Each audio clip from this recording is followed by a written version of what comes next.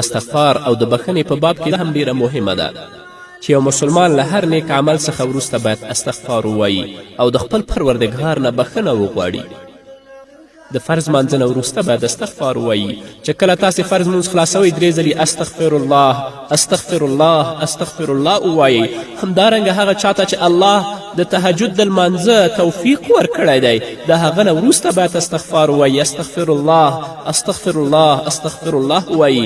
او هغه څوک چې الله رب العزت د حج په سفر باندې مشرف کړي چې کله د عرفات نه راکوزیږي هلته دې هم د الله رب العزت نه بخښنه وغواړي او استغفار دې ووایي. ځکه رسول الله صلی الله علیه وسلم به چې کله د مانځه نه سلام وګرځوه نو 3 ځلې به ویل چې استغفر الله استغفر الله استغفر الله. او همدارنګه د الله قول دی چې وبالاسحار هم یستغفرون. دې په تفسیر کې حسن بصري نه نقل شوي دي چې هغه به ویل مد الصلاة الى السحر ثم جلسوا یستغفرون ربهم.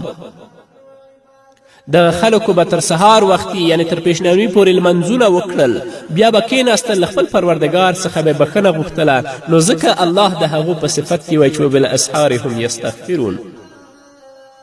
او هغه څوک چې د عرفات نه راکوزیږي هغه دې هم استغفار وایي لکه چې الله وایي ثم افیضوا من حیث افاض الناس واستغفر الله ان الله غفور رحیم.